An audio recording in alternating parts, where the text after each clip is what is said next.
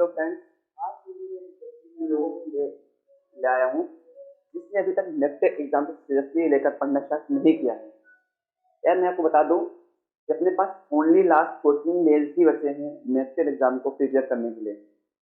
अगर अब भी हमने पढ़ना स्टार्ट नहीं किया तो 50 तो दूर पास होने के लिए, बट वो सिर्फ और मैं एक चीज़ और गारंटी देता हूँ कि न्यूमेरिकल क्वेश्चन एक ही ऐसा क्वेश्चन नहीं होगा जो आप नहीं कर पाओगे। मैं गारंटी देता हूँ एक एक क्वेश्चन आपसे डिस्कस करूंगा और जो भी डिस्कस करूंगा आप जरूर कर पाओगे। तो न्यूमेरिकल क्वेश्चन से दिक्कत आपको है नहीं।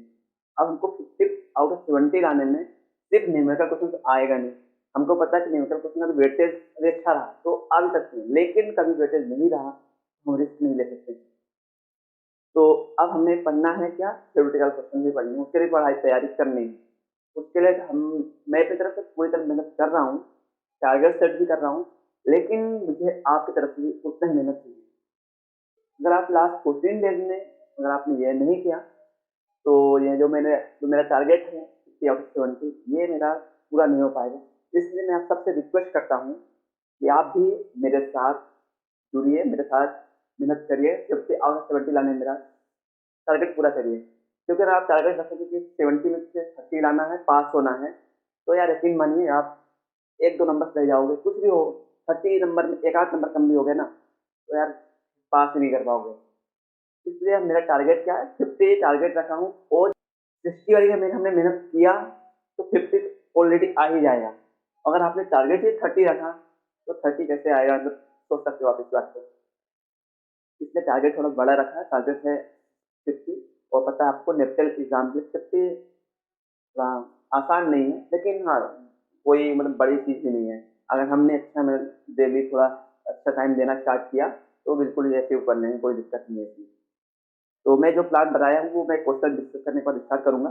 आज मैं आपसे ये रिक्वेस्ट करता हूँ, आज के वीडियो लास्ट जरूर देखो, क्योंकि प्लान अभी मैं डिस्कस नहीं कर रहा हूँ, अभी मैं क्वेश्चन डिस्कस कर रहा हूँ। जस्ट क्वेश्चन के बाद मैं आज से अपना प्लान डिस्कस करूंगा, मतलब प्लान। अब हम स्टार्ट करेंगे आज के क्वेश्चन इंफॉर्मेशन गेन। तो हमारा क्वेश्चन ये रहेगा, what is the value of the information gain in the following partitioning. ठीक है, तो हमने क्वेश्चन में देख रखा है यहाँ पे एन एंट्रोपी देख रखा है, यहाँ पे एन 100 है, एंट्रोपी 0.7 है। बाद में इसको क्लासिफाइड किया गया है दो पार्ट में, एक में एन को 60 रखा गया है, दूसरे में एन को 40, मतलब 100 को अपने दो पार्ट में डिवाइड कर दिया है 60 एंड 40 में। तो जब 16 डिवाइड किया वहाँ पे एंट्रोपी 0.4 देकर रखा है एंड एंट्रोपी 0.2 जो 7 देकर रखा है। तब आपको फाइंड करना इन्फॉर्मेशन गेन कितना हुआ वो फाइंड करना है। तो चलो हम सीखते हैं कैसे इसको निकालेंगे, इन्फॉर्मेशन गेन कैसे निकालते हैं। सबसे पहले हमको जो गिवन है वो लिख लेते हैं। हमको क्या क्या गिवन है, हमको प्रीवियस एंट्रोपी मतलब कि जो पहले देख रखा था ना, प्रीवियस एंट्रोपी मतलब कि यहाँ पे देख रखा था एन जो है एंट्रोपी 0.7 है, ये प्रीवियस एंट्रोपी है। एन इक्वल टू जो 100, ये वाला पार्ट 100 है, ये हमारा प्रीवियस जो फर्स्ट पार्ट में जो पूरा वैल्यू थी एन की वो है। ठीक है, तो यहाँ पे हमको लिखेंगे previous entropy equal to 0.7 and इसमें एन देख रखा था अपने को, एन है 100। ओके, यहाँ पे अपने को एन को दो पार्ट में डिवाइड किया एन ने, एक n1 में 60 n2 40। तो हम जब न्यू पार्ट आएगा तो उसमें देखेंगे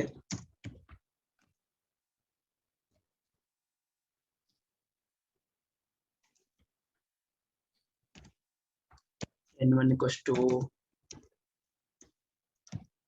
n1 इक्वल टू 60 देकर रखा है, एंट्रोपी को मैं E1 लिख रहा हूँ यहाँ पे, जो एंट्रोपी वहाँ पे देकर रखा था एंट्रोपी 0.4 देकर रखा। ठीक है, एंट्रोपी 4। n2 को मान लेता हूँ, n2 है अपना, माना क्या मतलब गिवन है n2 40 and entropy 2 equal to 0.2 देख रखा क्वेश्चन में। ठीक है, हमको फाइंड क्या करना है, इन्फॉर्मेशन गेन फाइंड करना है,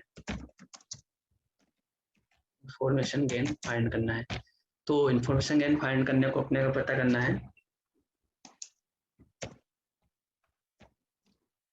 इसका एक फॉर्मूला होता है, कैसे वैल्यू फाइंड करेंगे, कैसे कैलकुलेट करेंगे। एक फॉर्मूला होता है information gain equal to previous entropy minus जो entropy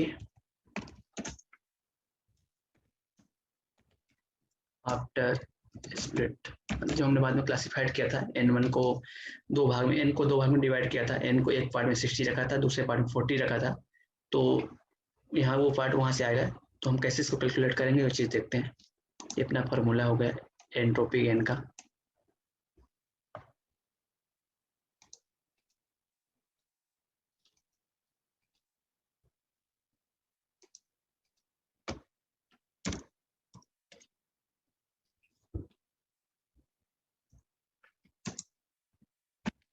How to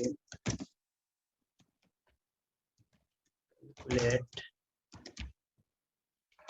entropy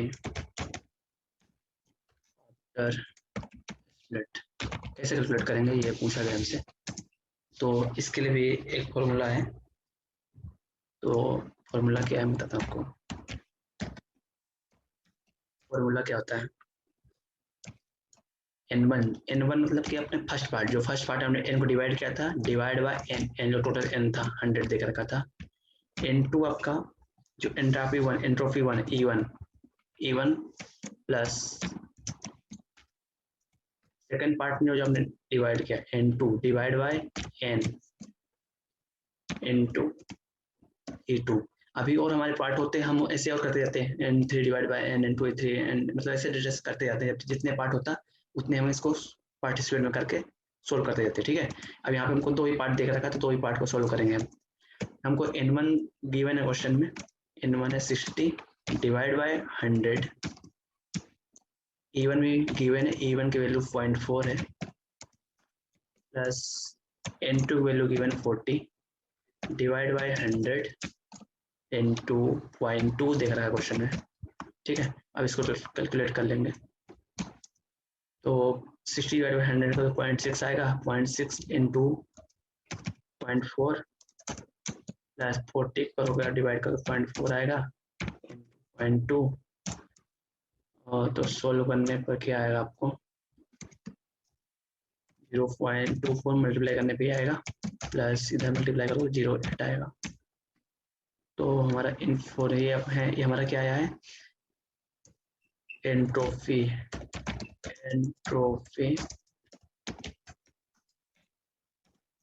after split, जोड़ने पर हम 0.32 मिलेगा। ये हमारा एक पार्ट हो गया। ठीक है, अब हमको इन्फॉर्मेशन गेन फाइंड करना है। इन्फॉर्मेशन गेन कैसे फाइंड करेंगे, ये यहाँ से फॉर्मूला होता है कंट्रोल सी।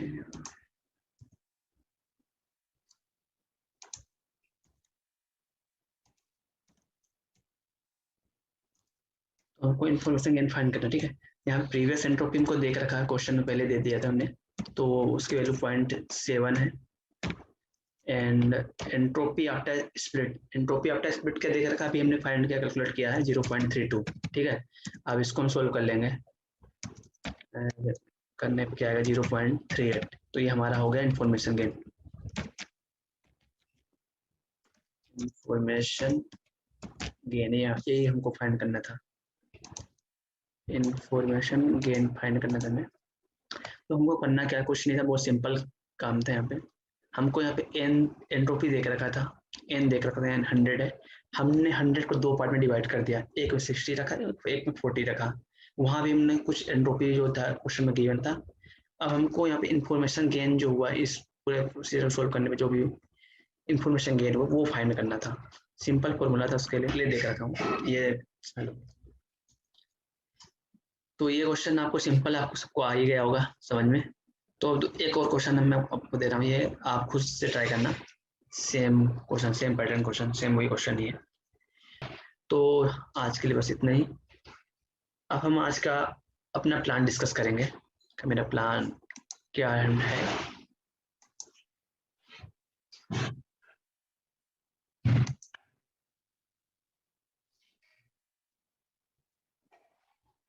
यार अपने पास देखा जाए तो 14 डेज है, और 14 डेज बहुत है देखा जाए तो। और अगर कुछ नहीं करोगे तो मतलब ऐसा कोई देखेगा पूरा मक्कारी करेंगे तो 14 दिन कुछ भी नहीं, अगर इतने दिन चलेगा 2 महीने तो 14 डेज भी निकल जाएंगे। लेकिन यदि हमने 14 डेज अच्छे से यूटिलाइज कर लिया तो ये इनफ होगा हमको अपने टारगेट तक पहुंचने के लिए। हमारा टारगेट कुछ ज़्यादा बड़ा है नहीं कि हमको 70 और 70 लाना, उसके लिए हम दिन रात मेहनत करेंगे। हमको बस 50 मार्क्स चाहिए किसी भी तरह करके, ठीक है। तो मैंने कुछ प्लान डिसाइड किया है।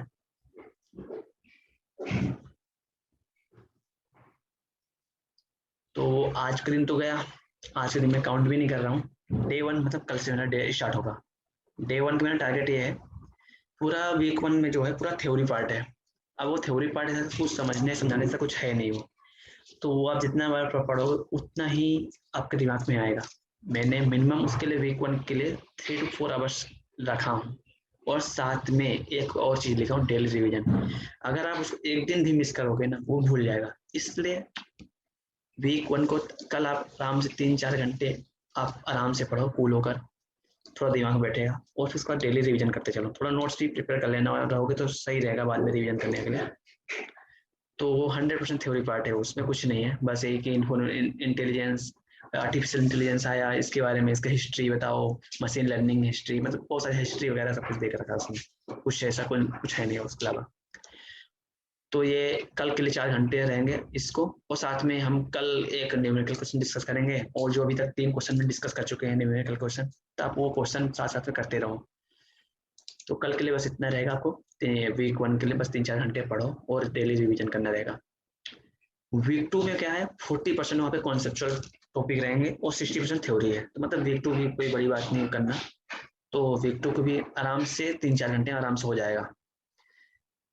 तो आपको कल ये क्या है, वीक 2 सेकंड डे के लिए, मतलब 12 अप्रैल के लिए क्या टास्क है, ये रहेगा 40% कंसेप्चुअल, 60% थ्योरी। आपको उस दिन ही पढ़ना है, सिर्फ इतना पढ़ना है, 3-4 घंटे पढ़ोगे, साथ में आप वीक 1 का रिवीजन करोगे, तो आराम से 4 घंटे में आराम से हो पाएगा। और फिर मैंने डे 3 में कुछ भी नया टॉपिक नहीं दिया।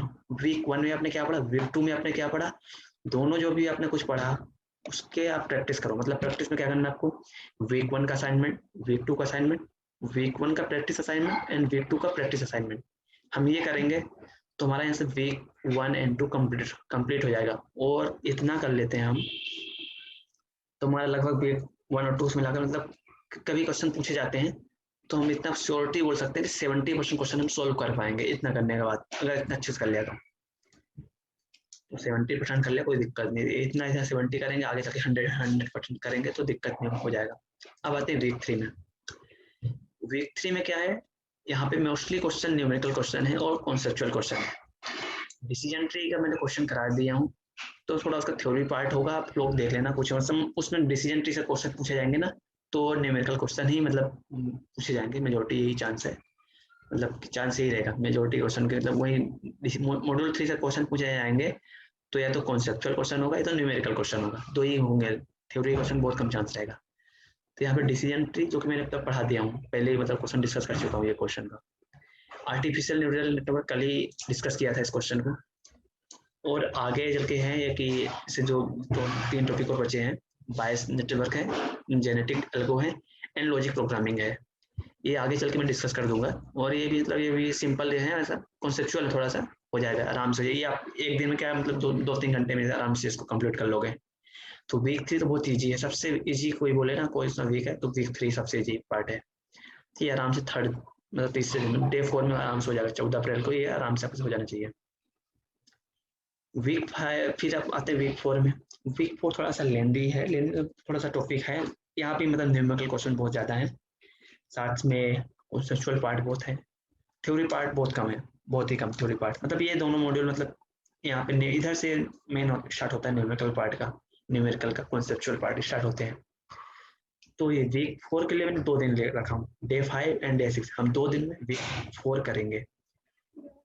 यहाँ हमारे पास 5 टॉपिक रहेंगे, 5 हाँ 5 टॉपिक हैं, तो हमको 2 दिन में मिलके करेंगे ये, ठीक है। और 2 दिन में करेंगे, साथ ही उस सेकेंड दिन में हम वीक 3 एंड वीक 4 का प्रैक्टिस क्वेश्चन भी करेंगे। प्रैक्टिस क्वेश्चन मतलब क्या, असाइनमेंट जो क्वेश्चन थे उसको सोल्व करेंगे। तो हमारा डे 6 तक हमारा क्या हो गया, मतलब कि हमारा 16 अप्रैल तक हमने 4 वीक का तक पढ़ लिया है। और वीक 3 वीक 4 को आपको ऐसा होना चाहिए कि 100% आप होना चाहिए, मतलब कि इसमें से कुछ भी पूछे ना तो आप 100% कर पाओ, क्योंकि इसमें कोई भी ऐसा नहीं कि थ्योरिकल कुछ भी पूछ लेंगे आपको। इसमें ऐसा जो जो पूछेंगे ना पूरा आपको पढ़ा हुआ रहेगा, समझा हुआ रहेगा, आपने जो समझा वही पूछेंगे। डिसीजन ट्री में क्या काम है, जो काम है मतलब उसका कॉन्सेप्ट वही रहेगा, क्वेश्चन कितना ही बदल देगा, कॉन्सेप्ट सेम रहेगा। जैसे कि आप वीक 1 में जाते हो, थ्योरिकल पार्ट है, भूल भी जाएगा, मतलब आपने मतलब हिस्ट्री पढ़ लिया, एक बार क्वेश्चन आएगा तो कंफ्यूज हो जाओगे कि इसका आंसर क्या है उसका आंसर क्या है। लेकिन डिसीजन ट्री आपको पता है, डिसीजन ट्री में वो क्या करना है, सिंपल था, कुछ नहीं करना था हमको, ट्री और यहाँ टेबल से मैच करके वैल्यू फाइंड करनी थी, जो भी था सिंपल चीजें थी। हमको आर्टिफिशियल न्यूरल नेटवर्क में क्या करना था, कल ही क्वेश्चन डिस्कस किया था कि फॉर्मूला है, वो सिंपल फॉर्मूला उसको याद रखना है, बस सोल्व हो जाएगा क्वेश्चन। डेटा बदलने से क्या होता है, सब तो सेम है ना। अब है कि वीक फोर में भी इजी है, उसमें भी मतलब कि मोस्टली न्यूमेरिकल क्वेश्चन ही है, 3-4 क्वेश्चन न्यूमेरिकल यहाँ से मतलब असाइनमेंट में है, तो आप लोग इसको कर लेना तो आराम से ये भी हो जाएगा। वीक 4 मतलब वीक 4-3 दोनों बोल रहा न्यूमेरिकल पार्ट हो जाता है, इनमें हो जाएगा। वीक 5 को भी थोड़ा लेंदी टॉपिक, तो लेंदी थोड़ा सा था, इसको वीक 5 को भी मैंने 2 दिन लिया हूँ कि डे 7 एंड डे 8, मतलब उस 17 अप्रैल 18 अप्रैल को हम 2 दिन 4-4 घंटे पढ़ते हैं, तो वीक 5 आराम से क्लियर हो जाएगा, कोई बड़ी बात नहीं इसमें। तो हमारा इसमें भी यही न्यूमेरिकल 25% है, कॉन्सेप्चुअल पार्ट जो है वो 40% है, और थ्योरी 35% है। ये पूरा हमने पूरा पढ़ के ये निकाला है, ये चीज ऐसा नहीं मन से नहीं दे रहा हूँ कि 25% 40% कुछ नहीं, मतलब है ये, तभी बोल रहा हूँ। तो वीक 5 को 2 दिन है, 2 दिन में आराम से हो जाएगा। इसको मैंने एक दिन ही लिखा, फिर लिखने एक दिन लिख देता, लेकिन हम इस तरह लिख रहे हैं ताकि आप भी टास्क कंप्लीट कर पाओ। तो वीक 8 तक, मतलब डे 8 तक आप वीक 5 कंप्लीट कर पाओगे। उसका वीक 6 के लिए मेरा टारगेट है डे 9 के लिए वीक 6 करोगे 19 अप्रैल को। वीक 6 भी थोड़ा सा वास्ट सिलेबस है इसमें भी, तो इसलिए हम इसको भी 2 दिन लेंगे, 2 दिन में इसको करेंगे, तो डे 9 एंड डे 10 10 दिन में हमारे ये कंप्लीट हो जाएगा वीक 6 तक। वीक 7 फिर से है कि डे 6 जो है, इसमें सबसे ज्यादा न्यूमेरिकल क्वेश्चन जो पूछे जाएंगे ना वीक 6 से है, सबसे ज्यादा यहीं पे न्यूमेरिकल क्वेश्चन बनेंगे यहाँ पे, अच्छे क्वेश्चन है यहाँ पे। कॉन्सेप्चुअल 30% है, मतलब 70% आपका न्यूमेरिकल और कॉन्सेप्चुअल है। अगर आप ये 70% अच्छे से कर लेते हो ना, थ्योरी पार्ट इतना टेंशन नहीं देगा आपको। मेन क्योंकि जो क्वेश्चन जो फिक्स क्वेश्चन आएंगे ना, तो आपको पता है फिक्स क्वेश्चन यहीं से आएंगे। अब थ्योरी पार्ट में क्या होता है, आपको भूल सकता है ये चीज, मतलब कि कुछ भी पूछ सकता है थ्योरी पार्ट में। लेकिन कॉन्सेप्चुअल में क्या है, क्वेश्चन अगर तुमको उसने दे दिया कि ANN से देगा, तो ANN का कॉन्सेप्ट सेम रहेगा, कोई क्वेश्चन कुछ भी हो कॉन्सेप्ट सेम रहेगा। इसलिए आपको ये वाले पार्ट जैसे ना मॉड्यूल 3 हो गया, 4 हो 5 और 6, ये 4 मॉड्यूल ना ये को आपको ऐसा करना होगा, 100% उसमें करना पड़ेगा। कि इसमें से अगर एक क्वेश्चन भी अगर आए ना तो छूटने नहीं चाहिए। हमारे ये 4 वीक अगर सोल्व कर लिया ना, तो मतलब 50% 50 मार्क्स तो यहीं से आ जाएंगे। जो अपना वीक 1 वीक 2 और वीक 7 है, ये तीनों ही मॉड्यूल क्या है, 100% थ्योरी वाले पार्ट है। तो यहाँ से हम क्या करेंगे, अपने हिसाब से जितना मेहनत करना होगा करेंगे हम, ताकि यहाँ से भी हम 15-20-25% यहाँ से निकाल पाए, और 25% भी हम निकाल लेते हैं, और हम यहाँ से हमारे 4 मॉड्यूल 100% कर लिया, बचा क्या, कुछ नहीं है, मतलब इतना कर लिया, हमारे आराम से स्कोर 60-50 क्रॉस चला जाएगा। तो यही मेरा प्लान है कि डे 11 तक हम लोग 7 मॉड्यूल को हमने कंप्लीट कर चुके होंगे। अब है कि अब हमने वीक 7 तक कर लिया, अब रिवीजन की बारी आई कि अब सिर्फ 3 दिन बचा है, 21 अप्रैल तक हमने पूरा पढ़ लिया, अब 22, 23, 24 3 दिन बचे हमारे पास, और 25 को तो पेपर ही है। तो 22 को कुछ नहीं करना, वीक 1 वीक 2 वीक 3 उठाएंगे, हम इसका रिवीजन करेंगे। वीक 1 वीक 2 को मतलब को तो आपको डेली करना था, हमें पे लिखा जगह नहीं, लेकिन आपको डेली करना होगा वीक 1, क्योंकि थ्योरिकल पार्ट को आप मिस नहीं कर सकते, अगर मिस करोगे तो वो भूल जाएगा। और वीक 3 को आराम से आप करके रिमेंबर कर लो, कोई दिक्कत नहीं, बड़ी बात नहीं है, आपके कॉन्सेप्चुअल क्वेश्चन है, पेट एक बार आप दिमाग लगाओगे सब कुछ हो जाएगा। डे 13 डे अपना 13 रहेगा, उस दिन वीक 4 वीक 5 वीक 6 ये तीनों टॉपिक क्या है, कॉन्सेप्चुअल और न्यूमेरिकल टॉपिक वाले हैं, तो ये आराम से हो जाएगा। और न्यूमेरिकल के लिए तो मैं गारंटी देता हूँ कि आप इससे एक क्वेश्चन नहीं छोड़ोगे, ये 100% मैं बोल सकता हूँ इस चीज को, तो ये तो आप कर ही लोगे 100% श्योर। वीक 4 जो कि डे लास्ट होगा 14 अप्रैल 24 अप्रैल, इस दिन आपको सिर्फ और सिर्फ week 7 week 1 and numerical question ही करने हैं। इतना करने के बाद आपको 50 आउट ऑफ 70 लाने से कोई नहीं रोक सकता। इसके लिए आपको डेली 4 घंटे मिनिमम पढ़ना ही पड़ेगा, अगर नहीं पढ़ोगे तो आपकी मर्जी। अब जो जो बंदे ने ऑलरेडी पढ़ के रखा है उनके लिए तो मैं बोल नहीं रहा, वो तो अगर ये फॉलो नहीं करेंगे तो भी हो जाएगा, और जिसने अभी तक नहीं पढ़ा है उसके लिए तो भाई बहुत ही इंपॉर्टेंट है। ये मेरा प्लान है, अगर प्लान किसी को कुछ लगे कि ये प्लान सही नहीं है तो प्लीज़ पॉइंट आउट करो कहाँ पे मैं इसको थोड़ा मॉडिफाई करूँ कि प्लान सही हो पाए। बाकी मैं यही रिक्वेस्ट करूँगा, 14 डेज अपन साथ मिलकर पेंट करते हैं, और ये स्कोर जो हमारा ये टारगेट है 50 आउट ऑफ 70, इसको हम 60 प्लस करके बताएं। 50 से एक नंबर भी, एक मार्क्स भी कम नहीं चलेगा, लेकिन हाँ 60 चलेगा, 60-70 चलेगा, लेकिन 49 नहीं चलेगा। ये उसके लिए बनाया प्लान है, और नेप्टेल के एग्जाम कोई बड़ी बात नहीं कि क्लियर करना, आराम से हम क्लियर कर पाएंगे। तो आज के लिए इतना ही, थैंक यू।